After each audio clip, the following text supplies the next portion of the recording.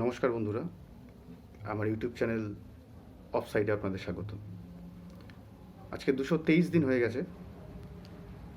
223 দিন, ভাবতে পারতেছেন?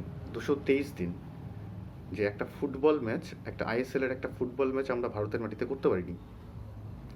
এই 223 দিনে আমরা চাইলে 3টা আইপিএল, 5টা ফিফা ওয়ার্ল্ড কাপ আর হয়তো 13টা অলিম্পিক কমপ্লিট করে দিতে পারতাম, কিন্তু আমরা একটা আইএসএল, একটা ইন্ডিয়ান সুপার লিগ যেটাকে বলে, সেটা আমরা এখনো শুরু করতে পারিনি।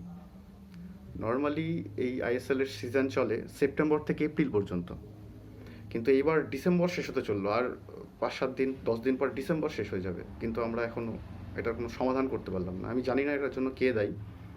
আমরা আসবো কিছুক্ষণ পরে এটার আলোচনায় যে কি হচ্ছে, আমরা এই গল্পের পিছনে কি চলছে, কেন দায়ী, কে দায়ী, কিসের জন্য এরকম হচ্ছে আর কি। তো এটা শুরু করার জন্য আমাদের আজ থেকে 15 বছর আগে চলে যেতে হবে, 2010 সালে।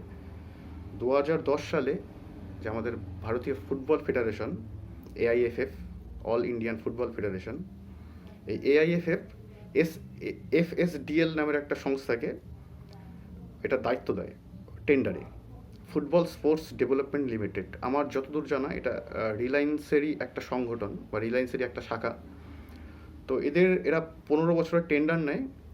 এই টেন্ডারের আন্ডারে ছিল ইন্ডিয়ান ফুটবল পিরামিডের যত সমস্ত লিগ আছে, ছোট থেকে আন্ডার 19 থেকে আন্ডার 21, আইএসএল, পরবর্তীতে আই লিগ, যত লিগ আছে সেগুলো পরিচালনা করা। তো এর আন্ডারে সমস্ত কিছু ছিল, ম্যাচ পরিচালনা, লিগ পরিচালনা, ইন্ডিয়ান ফুটবল পিরামিডটাকে সুন্দর করে সাজিয়ে তোলা।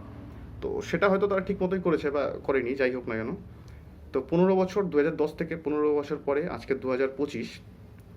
তো এই 2025-এ এখন এদের চুক্তিটা শেষ হয়ে গেছে। তো ইন্ডিয়ান ফুটবল ফেডারেশন বা এআইএফএফ এরপরে নতুন করে টেন্ডার ডেকে বিড দেওয়ার চেষ্টা করেছে, কিন্তু দুর্ভাগ্যের বিষয় হচ্ছে যে ভারতবর্ষে এত এত কোম্পানি, এত শিল্পপতি, এত ইন্ডাস্ট্রি থাকা সত্ত্বেও কেউ, কোনো কোম্পানি বিড করেনি, কোনো টেন্ডারে কোনো রেসপন্স করেনি। এটারও রিজন আছে, রেসপন্স না করার আমার মনে হয় যথেষ্ট কারণ আছে। কারণ ওরা, এআইএফএফ যে সমস্ত টার্মস অ্যান্ড কন্ডিশনগুলো রেখেছে সেগুলো অ্যাট্রাকটিভ না। আসলে কোনো একটা লিগে যারা স্পন্সর করবে তারা তো শুধু শুধু স্পন্সর করবে না, তারা একটা লাভের জন্যই স্পন্সর করবে। তাতে যেন ইনকাম হয়, তাদের ফিনান্সিয়ালি যেন তারা স্টেবল থাকতে পারে লিগটা পরিচালনা করার জন্য। যদি তারা লসে রান করে তাহলে তাদের পক্ষে তো আর সেই লিগটাকে পরিচালনা করা সম্ভব না। তো এই বছর যখন টেন্ডার দেখা হয় তখন এই আগেরই যে কোম্পানিটা ছিল এফএসডিএল, সেই এফএসডিএল টেন্ডারে রেসপন্স করে, কিন্তু তারা এটা ভেবে রেসপন্স করে যে তারা যে ফুটবলটাকে চালাবে, লিগটাকে চালাবে, তারা এটা ভেবে নেয় যে আমাদের 200 কোটি টাকা লস হবে আর কি। 200 কোটি টাকা লস নিজেদের ভেবে নিয়ে তারা রেসপন্স করে আর কি। তার মানে বুঝতেই পারছেন যে ইন্ডিয়ান ফুটবলের অবস্থাটা কীরকম। যে কোনো একটা লিগে, দেশের সব থেকে বড় যেই লিগ, সেই লিগে যখন, ফুটবল লিগে যখন কেউ একটা স্পন্সার করতে যায়, তাকে ভেবে নিতে হয় যে আমার 200 কোটি টাকা লস হবে। ভাবতে পারতেছেন? লস, আচ্ছা ঠিক আছে, 200 কোটি টাকা লস নিয়ে তারা টেন্ডার রেসপন্স করে, কিন্তু এআইএফএফ চেয়ে বসে যে তাদের ইয়ারলি 37 কোটি টাকা দিতেই হবে। দেখুন, এখন একটা কোম্পানি সে 200 কোটি টাকা হয়তো লস করবে, কারণ ইন্ডিয়ান ফুটবল কেউ দেখে না, মাঠে কেউ যায় না, টিভিতে যখন খেলা হয় সেই খেলা কেউ দেখে না, তো টাকা আসে না, মুদ্রা কথা, এটা আপনারাও জানেন খুব ভালো করে। তো তার মধ্যে থেকে তারা 37 কোটি টাকাই বা এআইএফএফকে কেমন করে দিবে? আর আরও একটা ব্যাপার আছে, এই ইন্ডিয়ান ফুটবল বা আই লিগকে নিয়ে একটা 6 জনের কমিটি হয়। তো এই যে এফএসডিএল আছে, এই এফএসডিএল এর থেকে মাত্র একজন নাকি সেই কমিটিতে থাকতে পারবে। দেখুন, যে একটা গোটা দেশের লিগ চালাবে, সেই দেশের থেকে সেই 6 জনের কমিটিতে মাত্র যদি একজন থাকে, তাহলে সেটা মোটেই ঠিক না। তো তারা এরপরে রেসপন্স করেনি। তো তারা এই রেসপন্স না করার জন্য এখন ইন্ডিয়ান ফুটবল লিগ একদম টোটালি কোলাপসড হয়ে গেছে এবং কোনো স্পন্সর নেই, এবং 3 মাস হতে চললো আমরা এই আইএসএলটাকে এখনও শুরু করতে পারলাম না। তো এর মধ্যে সব থেকে বড় ইন্টারেস্টিং ব্যাপার হচ্ছে, ফিফা এই সেপ্টেম্বরের লিগ শুরু না হওয়ার পরে এআইএফএফকে অক্টোবরের লাস্ট ডেট পর্যন্ত, মানে 31 অক্টোবর পর্যন্ত একটা ওয়ার্নিং ডেট দিয়েছিল যে এর মধ্যে তোমাদের লিগ চালু করতে হবে। কিন্তু আমরা সেই লিগটা এখনও চালু করতে পারিনি। এবং এটা খুব বড় একটা সম্ভাবনা আছে যে এআইএফএফ বা ইন্ডিয়ান ফুটবল ফেডারেশন ফিফার থেকে একটা ব্যান ব্যান আসবে আর কি। ফিফা থেকে তাদের একটা ব্যান করা হবে কোনো একটা বিষয়ের উপর, কারণ তারা লিগটা ঠিক মতন পরিচালনা করতে পারতেছে না। তো এটা খুব দুর্ভাগ্যজনক ব্যাপার যে এত বড় একটা দেশে যে আমরা একটা দেশের একটা সাধারণ একটা লিগ চালু করতে পারতেছি না। তো ভারতীয় ফুটবলের যে সমস্ত বড় বড় প্লেয়াররা আছে, সন্দীপ ঝিঙ্গান বা সুনীল ছেত্রী, এরা আপনারা হয়তো দেখে থাকবেন, এরা অনেক অ্যাপিল করেছে। এরা নিজেদের ইনস্টাগ্রাম ফেসবুক পেজে ভিডিও বানিয়ে অ্যাপিল করেছে ইন্ডিয়ান গভর্নমেন্টের কাছে এবং আইএফএফ এর কাছে, যাতে তারা লিগটা তাড়াতাড়ি শুরু করতে পারে, কারণ এটা সরাসরি তাদের তাদের তাদের ফুটবল কেরিয়ারের উপর ইম্প্যাক্ট দিচ্ছে। ইম্প্যাক্ট দেওয়াটা স্বাভাবিক, কারণ তারা কোনো প্র্যাকটিসের বাইরে আছে। আর যে যে খেলোয়াড়টা সে ম্যাচ প্র্যাকটিস করতে পারতেছে না, একটা গ্রুপ প্র্যাকটিস করতে পারছে না, তো তার পক্ষে সম্ভব না ভালো পারফর্ম করা। আর আপনারা হয়তো রিসেন্টলি একটা নিউজ দেখে থাকবেন যে ইন্ডিয়ান ফুটবল যে টিমটা আছে সেটা বাংলাদেশের কাছে 1-0 হেরেছে।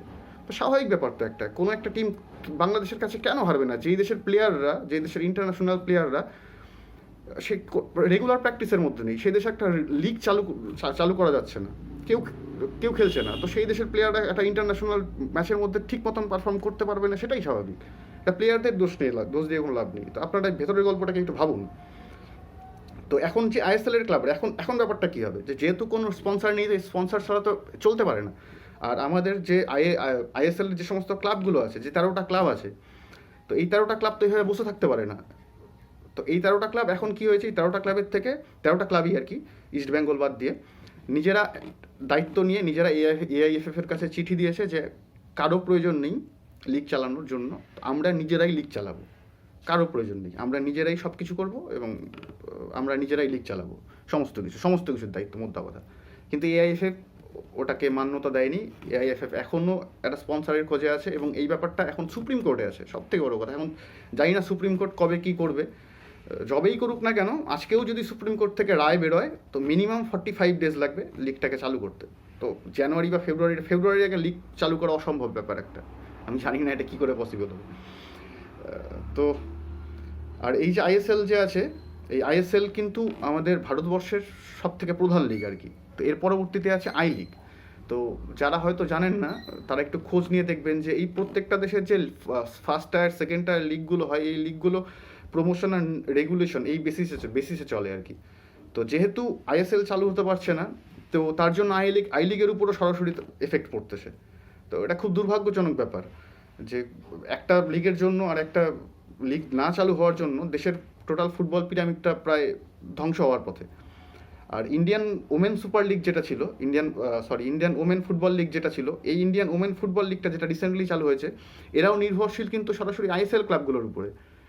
তো আইএসএল ক্লাবগুলো কোনো কিছু করতে পারতেছে না। আইএসএল ক্লাবগুলো টোটালি ফিনান্সিয়ালি কোলাপসড হয়ে গেছে। তো তাদের কোনো ম্যাচ রেভিনিউ আসছে না, তাদের ব্রডকাস্টিং রেভিনিউ তাদের কোনো আসছে না। তো তারা ওমেন সুপার লিগকে বা ওমেন লিগকে কী করে স্পন্সর করবে বা তাদের কী করে সাহায্য করবে?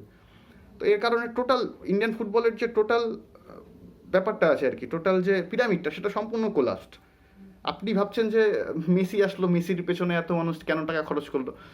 না, আমরা যারা আছি তারা আমরা দেশের খেলোয়াড়দের পেছনে, দেশের ম্যাচের পেছনেও টাকা খরচ করতে চাই, কিন্তু এআইএফএফ এর এই অবস্থা। আপনারা ভাবুন কী করে সম্ভব?